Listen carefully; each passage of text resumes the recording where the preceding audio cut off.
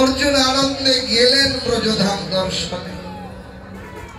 গিয়ে যমুনার এপারে দাঁড়িয়েছেন। মাঝখান দিয়ে যমুনা নদীটা বয়ে যাচ্ছে। যমুনাটা পার হয়ে ওপারে গেলেই ব্রজধাম। কিন্তু এপার থেকে অর্জুন মনে মনে ভাবছেন, কি রে, এত বড় একটা নদী আমি পার হব, নদীতে তো নৌকা নেই, মাঝিও নেই, কি করে পার হবো এই নদীটা আমি? এই মনে ভাবতে ভাবতে হঠাৎ লক্ষ্য করেছেন যে যমুনার ওপারে একজন ব্রজের মেয়ে যমুনায় অবগাহন করছে। এবার থেকে চিৎকার করে ডেকেছেন অর্জুন, ও ব্রজের মেয়ে, আমি তোমাদের ব্রজে যাব। এখানে তো মাঝিও নেই, নৌকাও নেই, কি করে পার হব গো? ওপার থেকে মেয়েটা সঙ্গে সঙ্গে উত্তর ফিরিয়েছেন, ওগো পথিক, আমাদের ব্রজে আসতে গেলে কোন নৌকারও প্রয়োজন হয় না, কোন মাঝিরও প্রয়োজন হয় না। অর্জুন বললেন, বলো কি গো, তাহলে আমি যাবো কি করে? যমুনার সাঁতরে যাব? বলেন, না গো, তাহলে পার হবো কি করে? বলেন, উপায় আমি তোমায় বলে দিচ্ছি। বেশ, বলো। বলেন, শোনো, তুমি একবার নয়ন মুদ্রিত করো। নয়ন মুদ্রিত করে একেবারে নিবিষ্ট চিত্তে তুমি শুধু বলো যে আমি আজকে থেকে ব্রজ গোপিকার চরণে আনুগত্য স্বীকার, আমি গোপিকার চরণের অনুগত হয়ে গেলাম। অর্জুন বললেন, তাহলে হবে? বলে দেখো না। অর্জুন কৌতূহল বশত নয়ন মুদ্রিত করেছেন, করজোড়ে নিবিষ্ট চিত্ত হয়ে বলেছেন, আমি অর্জুন, আমি আজকে থেকে ব্রজ গোপিকার চরণের আনুগত্য স্বীকার করে দিলাম। যেমন বলেছেন, একটু পরে মেয়েটা বলেছেন, চোখ খোলো। নয়ন মেলে তাকালে, তাকিয়েই দেখেন আশ্চর্য হয়েছে, নাকি রে, যমুনা পার হয়ে একেবারে মেয়েটার নিকটে এসে দাঁড়িয়েছে। এবারে চলে এসেছেন অর্জুন, মেয়েটা নিকটেই দাঁড়িয়ে। মেয়েটাকে ডেকে বলছেন, বাহ, তোমাদের ব্রজ তো বড় মজার ঠাই। বাহিরে বলছেন মজার ঠাই, কিন্তু ওপারে যেমন গিয়েছেন কিনা, ওপারে গিয়ে অর্জুনের অন্তরে একটা অহংকার জেগেছে। কি অহংকার? অর্জুন মনে মনে ভাবছেন, কি রে, আমি গান্ডীবধারী অর্জুন, আমি কেন এই সামান্য গোয়ালার মেয়ে মনোগত হতে যাব? আমি অর্জুন আবার নিজের কৃতিত্ব দিয়ে যমুনা পার হয়ে এসেছি। এটা অন্তরে অহংকার করছেন, কিন্তু বাহিরে মেয়েটাকে বলছেন, বাহ, তোমাদের ব্রজ তো সত্যি বড় মজার ঠাই। মেয়েটা হাসতে লাগলেন। অর্জুন বলেন, হাসো কেন গো? বলেন, অপথিক, তুমি ঠিকই বলেছ গো, আমাদের ব্রজধাম সত্যি বড় মজা, তার একটা মজা কি দেখবে? অর্জুন বললেন, তা যদি দেখাও। বলেন, তাহলে আরেকবার নয়ন মুদ্রিত করো। এইবার যখন নয়ন মুদেছেন, খানিক পরে বললেন, চোখ খোলো। নয়ন মেলে তাকিয়ে দেখেন অর্জুন ব্রজধাম থেকে যমুনা পার হয়ে আবার ওপারে ফিরে চলে। ব্রজধাম থেকে যখন ফিরে গিয়েছেন, এইবার অর্জুনের অনুভব হয়েছে, পারে হায় হায়, কি করেছি আমি? এই সামান্য একটু অহংকারের কারণে আমি ব্রজে গিয়েও ব্রজ মাধুর্য আস্বাদন থেকে বঞ্চিত হয়ে ফিরে এলাম। ব্রজ মাধুর্য আমার ভাগ্যে আস্বাদন আর হলো না। নয়ন জলে বহু হাসিয়ে কেঁদে মেয়েটাকে ডেকে বললে, ওগো, আমার বড় ভুল হয়ে গেছে গো, আমি বড়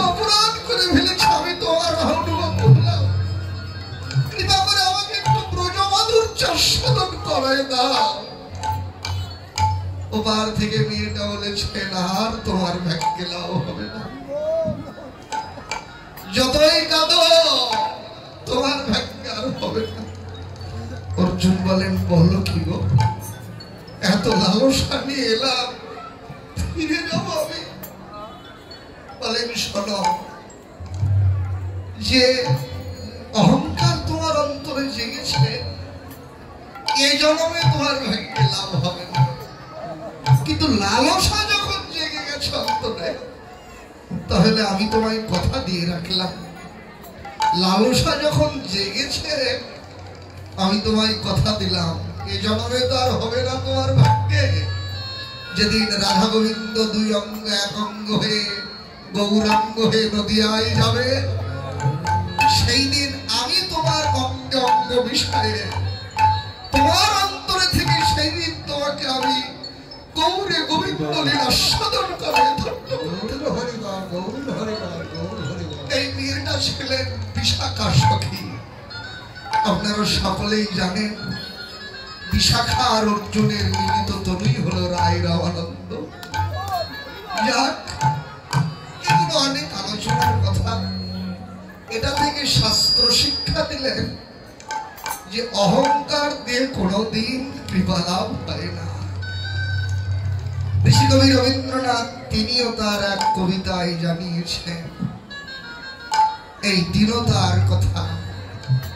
আমার মাথা নত করে দাও হে তোমার চরণ ধুলার তলে। প্রভু, আমি তো ক্ষুদ্র জীব, অহংকারের মাথাটা কোনোদিন কারো কাছে নত করতে পারি না।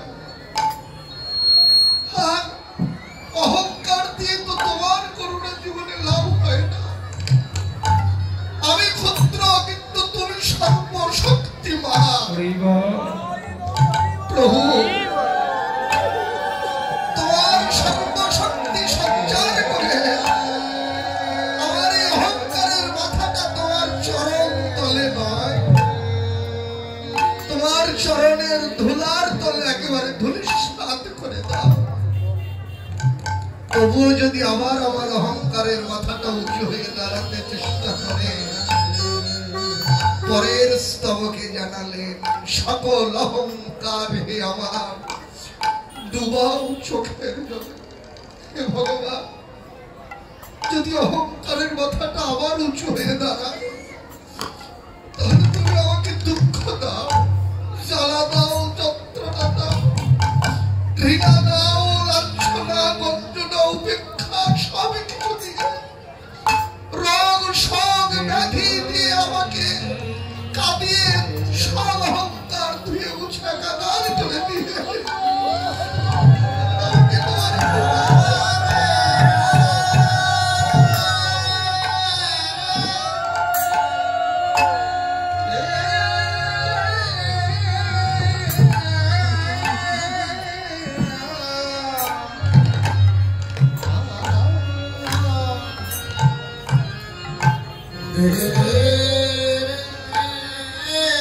তাই অনন্ত কোটি জগৎ জীবের অন্তর থেকে এই অহংকার সরিয়ে দিয়ে সকলের অন্তরে দীনতা শিক্ষা দিতে, সকলের অন্তরে দীনতা জাগাতে ভগবান হয়ে নিজেই হরিনাম সংকীর্তনের ধুলো তার শ্রী অঙ্গে মাখছে।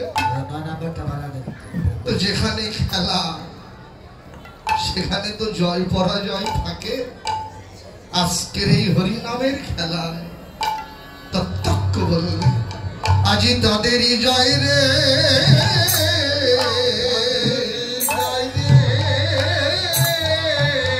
তাদেরই জয় রে,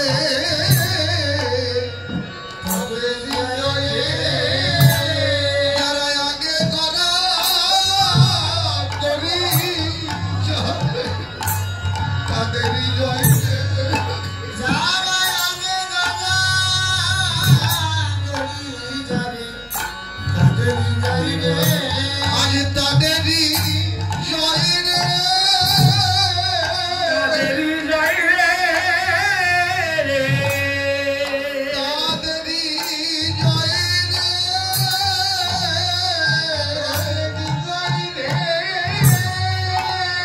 হরি বলে ধুলাই পড়ে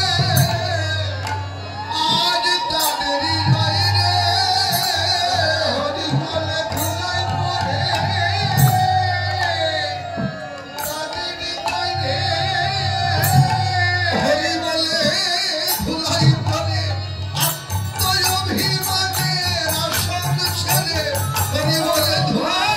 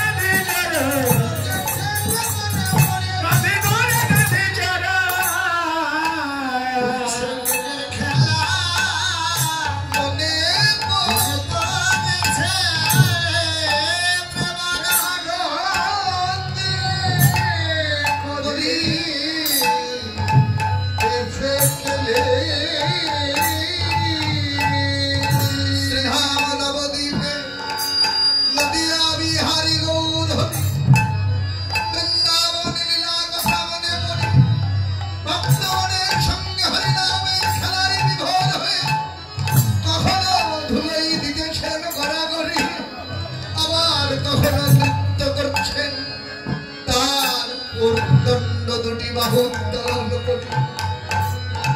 তবে গৌর যে একা নৃত্যে মেতে উঠেছেন তা নয়, বৈষ্ণব কবি তিনি জানালেন ওর সঙ্গে নাচে নিত্যানন্দ, চিত্তে যার সদানন্দ।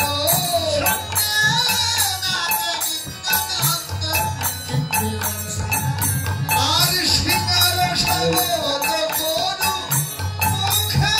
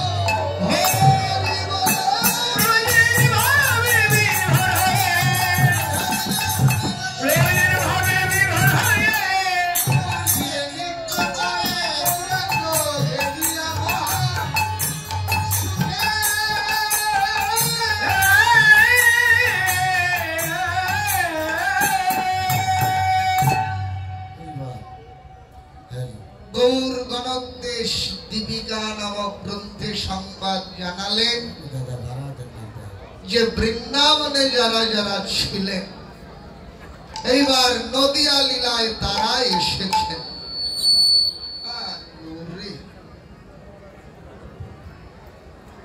দাদা সকালের সাউন্ডটা সুন্দর ছিল। তিনি হলেন নিত্যানন্দ প্রভু, ব্রজের যিনি সুবল শাখা। নদিয়াতে তিনি হলেন গৌরীদাস পণ্ডিত, ব্রজের যিনি শ্রীদাম। নদিয়াতে তিনি অভিরাম ঠাকুর, ব্রজের যিনি সুদাম। নদিয়াতে তিনি হলেন সুন্দরানন্দ। ওরাই তো সব। তাই গৌর যখন কৃষ্ণ ভাবে বিভোর হলেন, নিত্যানন্দ বলরামের ভাবে বিভোর হয়ে গৌরের সঙ্গে মিলিত হলেন। অভিরাম ঠাকুর শ্রীরামের ভাবে, গৌরীদাস পণ্ডিত সুবলের ভাবে। দেখেন তো, সেটা দেখেন গৌরের সঙ্গে মিলিত হয়েছে। ভক্তগণের সঙ্গে হরিনামের খেলা খেলতে খেলতে হঠাৎ গৌরের নয়ন পড়েছে দিবসের পরিণতির দিকে। দিবসের বেলা অবসান দেখে গৌর শূন্য, মনে পড়েছে তার মায়ের কথা। তাই করলেন কি, আজ দিবায় সাদা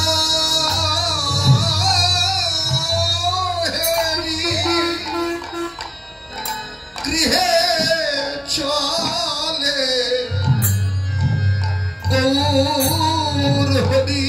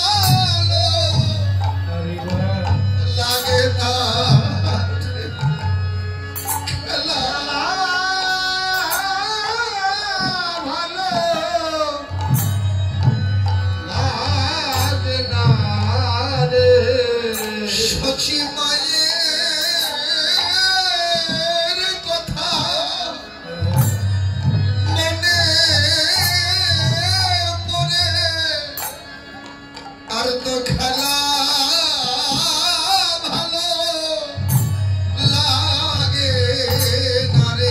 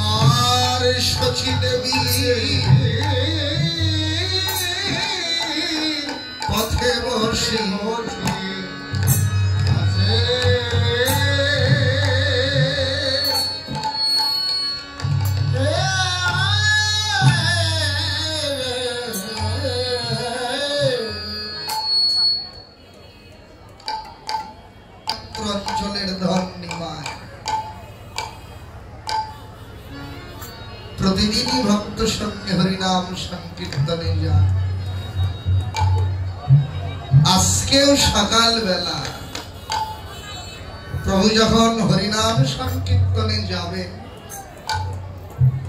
এই ঘর থেকে বেরিয়ে যাওয়ার আগে কিছুটা পূর্বে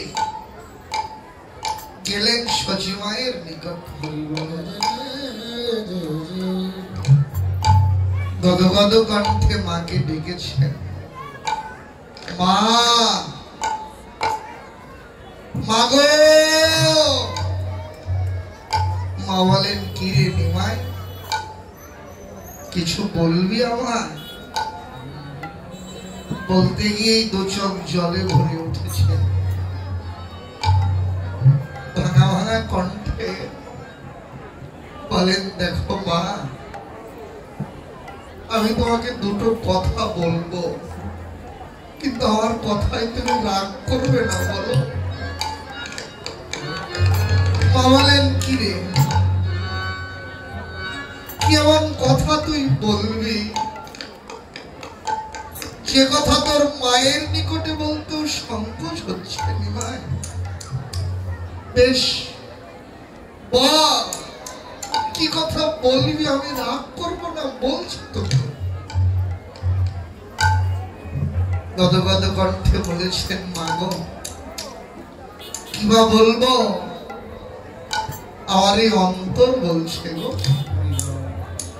আমি যখন বাড়িতে থাকি না তখন তুমি লুকিয়ে থেকে বড় ব্যাকুল হয়ে কাঁদো আমার জন্য।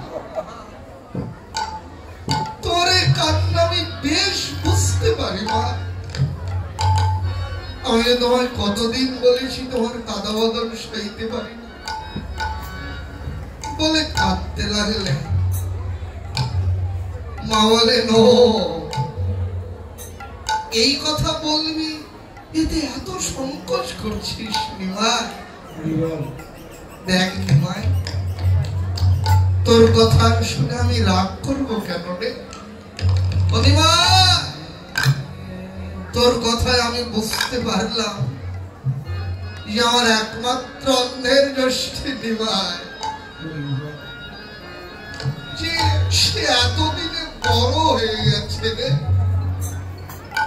যে সে এতদিনে আমার অন্তরের দুঃখ বেদনা সবই বুঝতে শিখেছে। কোন ছেলে যদি মা বাবার অন্তরের দুঃখ বুঝতে শেখে, এতে যে মা বাবার কত আনন্দ হয় তুই বুঝবি না রে। কিরে, হরিনাম সংকীর্তনে যাবি? চুপচাপ দাঁড়িয়ে আছে। মা বলেন, বুঝতে পেরেছি, যাবি, তবে শোন, হরিনাম সংকীর্তনে যাবি যা, কিন্তু আমাকে আজকে কথা দে, তুই আজকে কিন্তু দেরি করবি না, গিয়ে সকাল সকাল ফিরে আসবি। আমি তোর পদবনে চেয়ে থাকি, তুই যে এত বিলম্ব করিস, তুই বল, তুই ছাড়া আমার আর কে আছে?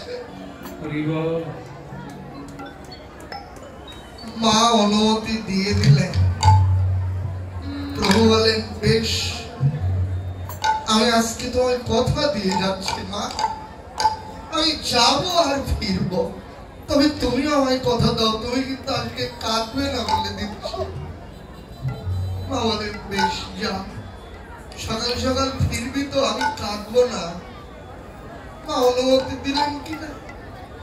মায়ের চরণে প্রণাম করে ভক্ত সঙ্গে হরিনাম সংকীর্তনে চলে গেলেন। সকালবেলা নিমাই চলে গেল ঠিকই, কিন্তু শচী মায়ের অন্তর, মায়ের মন তো সকাল থেকেই বড় ছটফট করতে লাগে। নিমাই চলে যাওয়ার পর থেকেই কেন জানি একবার ঘরে ছুটে যায়, আবার ঘর থেকে ছুটে বাইরে পথে গিয়ে দাঁড়িয়ে থাকে। এই ঘর বাইর করতে করতে সকাল চলে গেল, দেখতে দেখতে দুপুর গড়িয়ে গেল, তবু নিমাই ঘরে ফিরল না।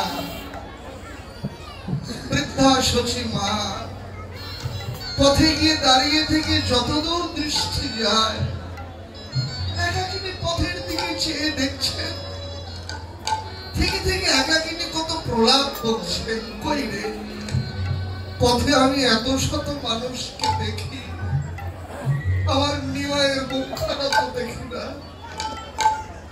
ছেলে আমার বলে গেল সকাল সকাল ফিরবে, এতগুলো বেলা হলো, ছেলে তো এলো না, বাজার কোনো বিপদ হলো কিনা। বৃদ্ধা মা কত রকমের চিন্তা মনে যাচ্ছে। দেখতে দেখতে দুপুর গড়িয়ে গেছে, বৈকালটা তাও যাই যাই করছে, সন্ধ্যা আগত। সারাদিন নিমাইয়ের বদন না দেখতে পেয়ে, নিমাইয়ের অদর্শন জনিত বাৎসল্য বিরহ কাতরা শচী মা, এই বাৎসল্য বিরহে মায়ের সর্বাঙ্গ যেন অবশ হয়ে গেল। স্বাভাবিক দাঁড়িয়ে থাকার শক্তি যেন রইল না মায়ের। অবসঙ্গে একেবারে ধুলোর মধ্যে বসে পড়লেন শচী মা। আত্মস্মৃতি জ্ঞান হারিয়ে ধুলোর মধ্যে বসে থেকে দুহাত তুলে চিৎকার করে নিমাইকে ডাকতে লাগলেন, নিমাই।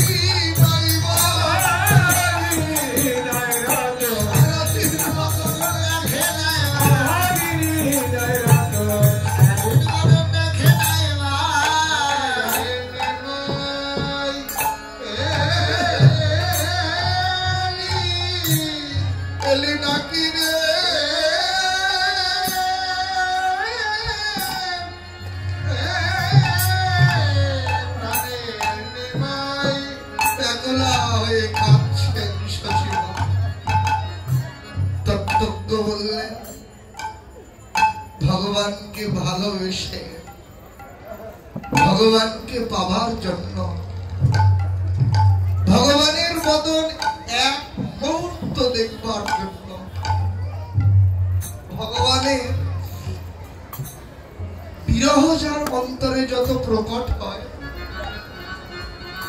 ভগবানের করুণাও তার তত নিকটে নেমে আসে।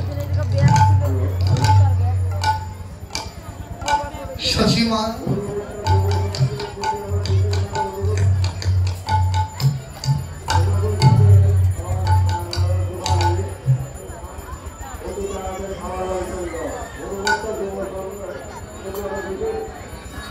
অন্তরে যত প্রকট ভগবানের করুণাও তার তত নিকট। আর যার অন্তরে ভগবানের প্রতি বিরহ নাই, বিরহের আর এক নামই তো ভজন। মায়ের অন্তরে যখন প্রাণান্ত বিরহ জেগেছে, মায়ের কান্না চরিতামৃত বললেন শিশু কাঁদলে মা যেমন দূরে রইতে পারে না, তেমনি ভক্ত কাঁদলেও ভগবান কখনো দূরে রইতে পারে না। ভক্তের কান্না ভগবানের হৃদয় তন্ত্রীতে শতধিক ভাবে আকর্ষণ করে থাকে। মা যখন প্রাণান্ত বিরোহিনী হয়েছে, আজও পারেননি মায়ের কান্না সইতে, তাই করলেন কি আজ ভক্ত শানে তোরারা প্রণাম করিয়া ভক্ত শানে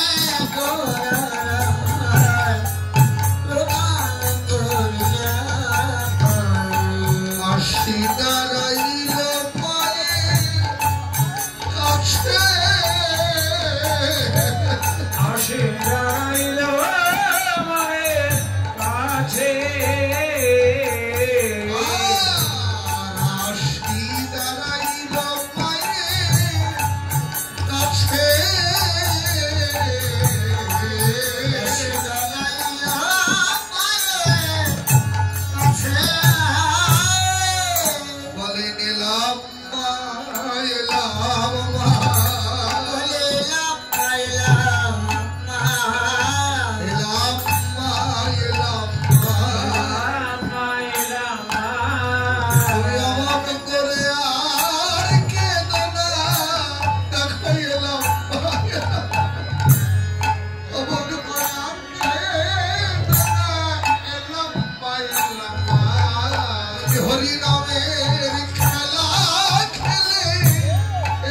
মা এলাম মা ডাকে খেলা খেলে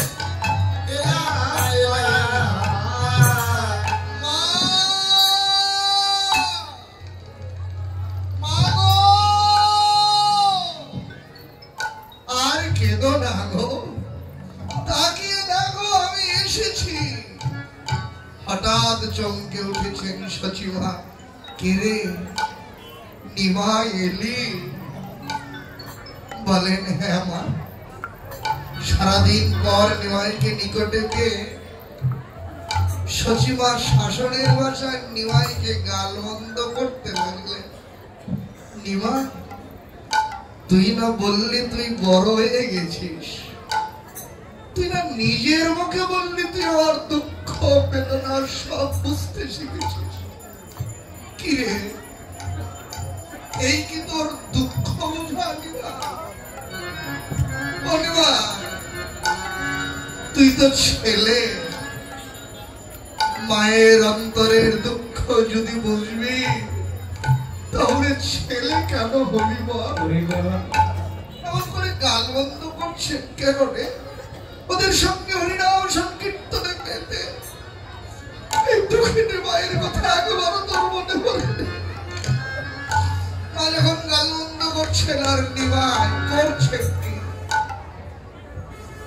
করজোড়ে মায়ের সামনে দাঁড়িয়ে অপরাধীর মতো মায়ের কাছে অপরাধের ক্ষমা ভিক্ষা চাইতে লাগলেন।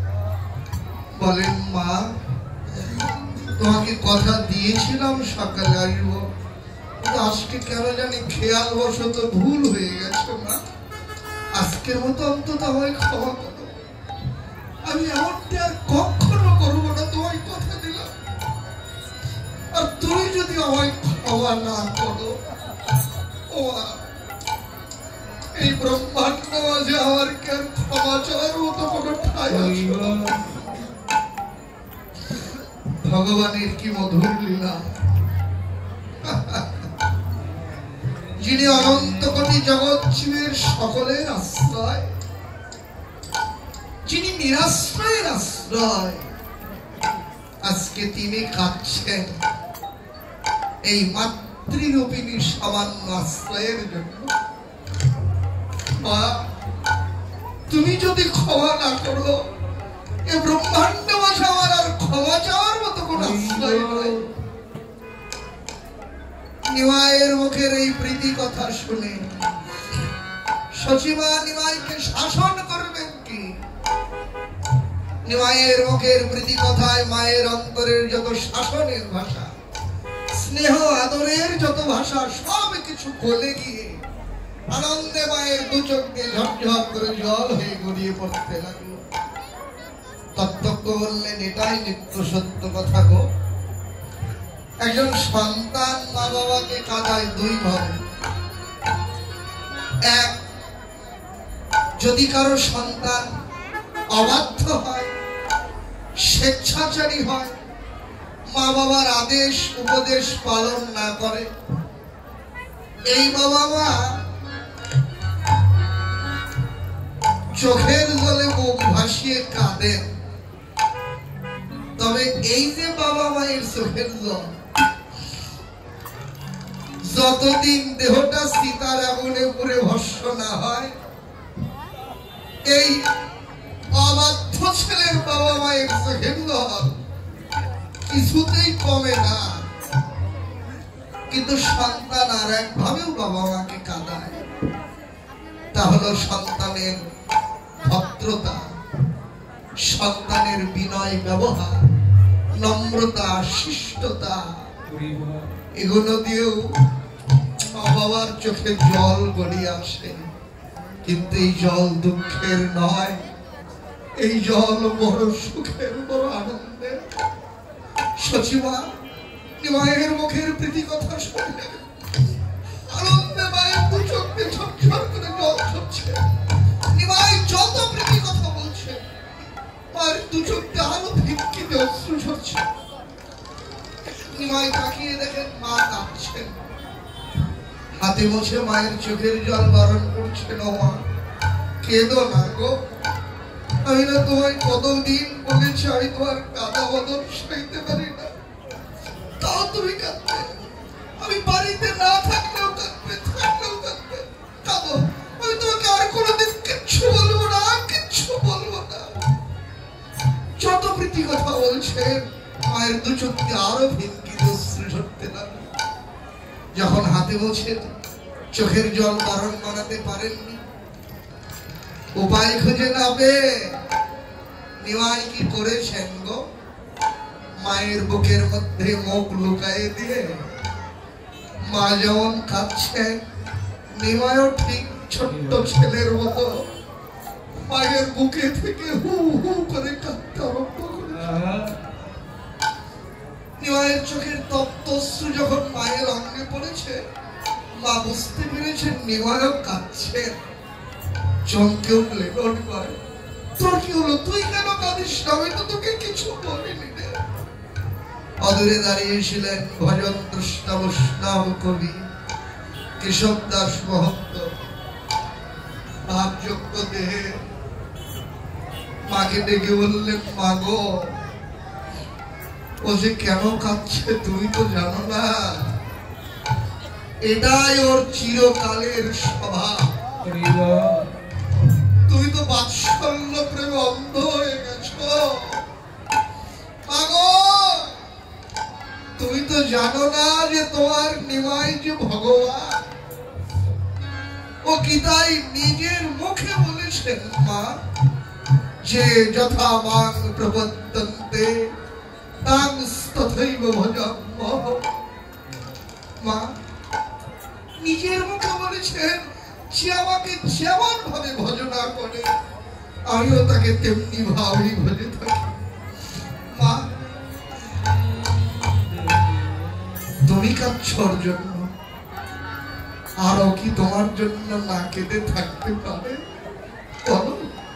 মা বলেন, নিমাই কাঁদিস না, চল ঘরে চল। নিমাই বলেন, মা আমি কি এমনি এমনি কাঁদছি বলো? তুমি মা বলো, অমন করে কাঁদিস কেন? অমন করে কাঁদিস কেন?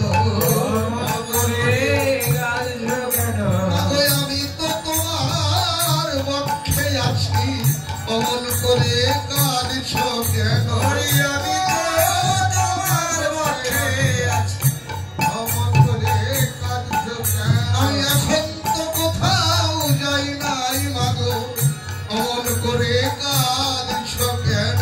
আমি এখন কোথাও যাইনি মাগো, অমন করে কাঁদিস কেন? বলেন, ওরে মা কাঁদিস না, ধৈর্য ধর, চল ঘরে চল। আমি কখন থেকে তোর কথা বানিয়ে আছি, তাকিয়ে দেখ বেলা আধা হয়ে গেছে। মামিমাইকে তুলে ঘরে নিয়ে যেতে লাগলেন। আর এতক্ষণে অন্ধকার ঘনিয়ে এসেছে তো, মানিমাই বদন স্পষ্ট দেখতে পাচ্ছেন না বলে করলেন কি সচিমা? আজ সচি হার সীতা হইয়া রতন প্রদীপ লইয়া, শশী হার রতন প্রদীপ লইয়া, আজ গোরা রূপ দেখিয়া নয়নে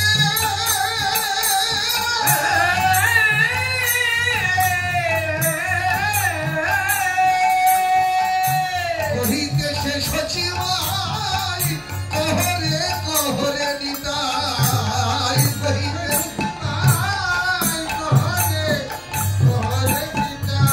সোনার রঙে এত ধুলো কেনে? এত ধুলো কেনে? বলবল কে বা দিয়েছে? সোনা রঙে ধুলো তোদের কে বা দিয়েছে?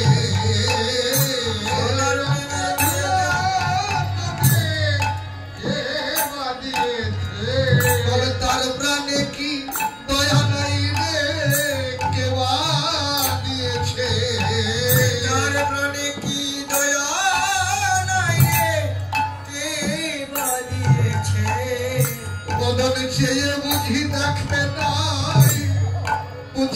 যাইতে দিয়েছে যে বুঝি দেখে না কে দিয়েছে বুঝি ওর মধু কণ্ঠ শোনে নাই বুঝি তাইতে দিয়েছে ওর মধু কণ্ঠ শুনে নাই তাইতে দিয়েছে বলেন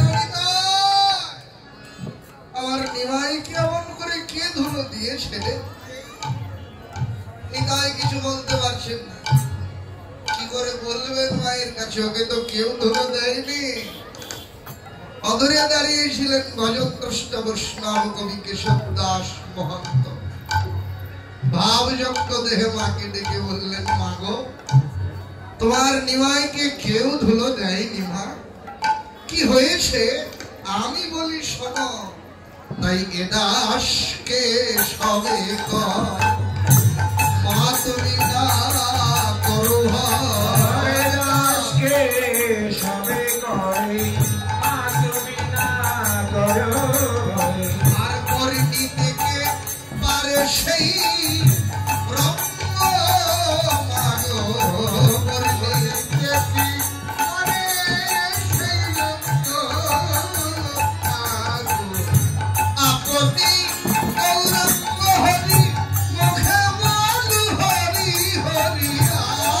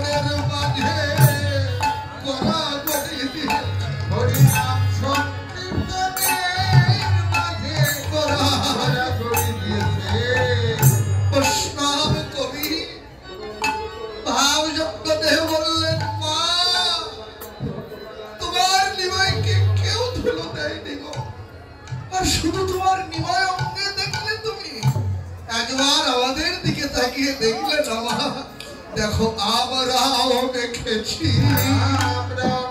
দেখো আমরাও দেখেছি হরিনাম সংকীর্তনের ধুলে আমরাও দেখেছি তোমার নিমায় কানয় মায় আমরাও দেখেছি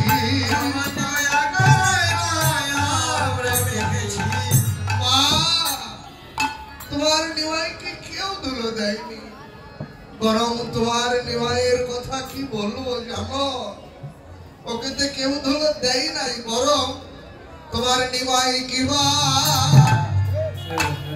মন্ত্র জানে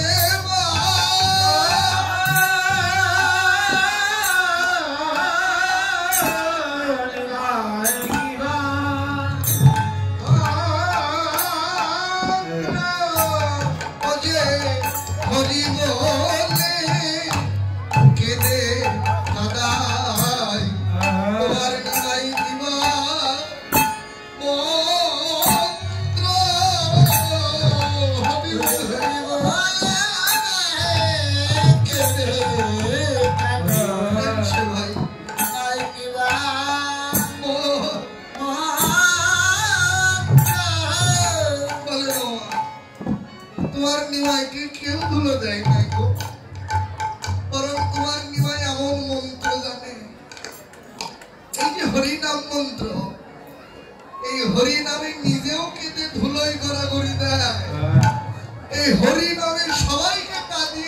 ধুলোই গড়াগড়ি দেওয়া, শুধু কি ধুলোই গড়াগড়ি দেওয়া, শুধু কি কেঁদে কাদা, আরো কি করে জানো?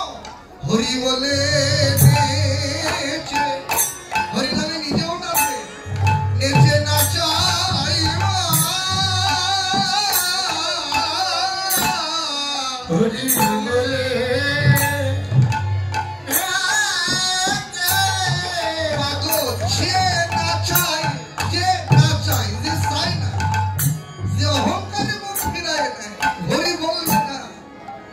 এইরকম অহংকারী কেউ পাগছিয়ে নাচাই, তারে ও নাচাই, নিমাই হরি বলে নেছে মাগো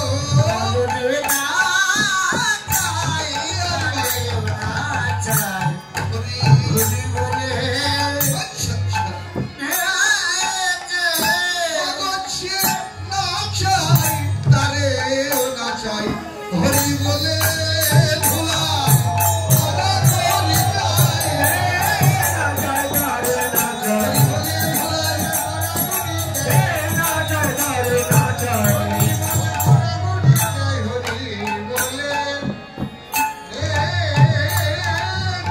দাসকে সবে কয় মা তুমি না করো ভয়, দাসকে সবে কয় মা তুমি না করো ভয়, হরি নিতে পারে সেই রঙ্গ, হরি দেখে পারে সেই রঙ্গ, মুখে বলে হরি হরি ভুলাই ধূসর করল, হরি মারে মুখে বলে হরি হরি ভুলাই ধূসর করল,